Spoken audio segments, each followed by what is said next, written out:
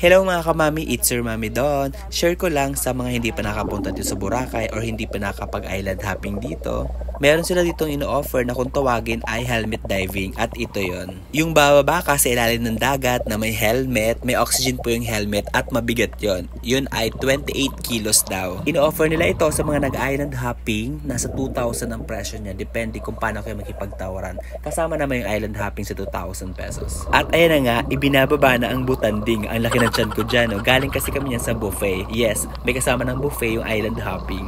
Sa case ko, nakuha ko siya ng 1,600. Alam niyo naman si Mami, mahilig makipagtawaran. Kapag island hopping lang with buffet, nasa 900 pesos siya. Bali, nagdagdag na lang ako ng 700 para dito sa helmet diving. Itong bababa na to ay si Philip. Dalawa lang kami nag-avail sa grupo namin ng helmet diving. Solo traveler din siya, naging mag-close agad kami dahil parehas kaming sisters. 10 to 15 minutes naman ang itinatagal namin sa ilalim.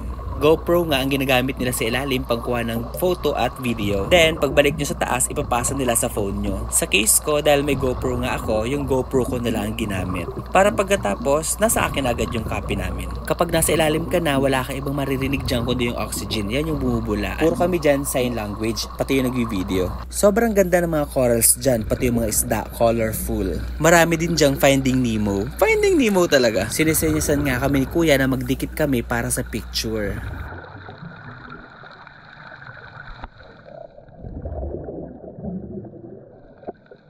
O, diba? Ang gaganda ng mga isda. Parang ang sarap nila prituhin. Char!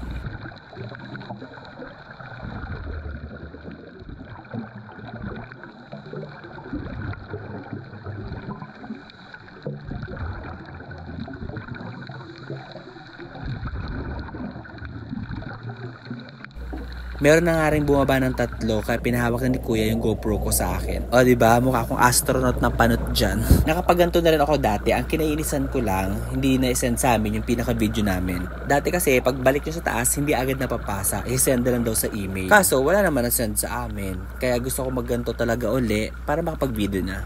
O diba, marami na kami. Binigyan pala ako ni Kuya dyan ng parang tinapay para maipakain sa mga isda. Diyan sa helmet pala na yan, hindi mo makikita yung left and right mo. Diyan lang sa harap ang malinaw.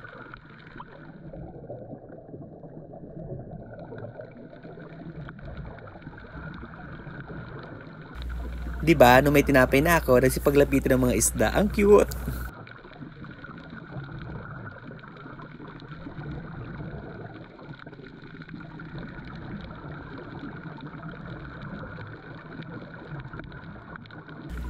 Nung wala na yung tinapay, nawala na rin sila yung mga isda talaga na to. And that's it. Kung may mga hindi ko naintindihan o may mga tanong kayo, comment nyo na lang. Bye mga kamami!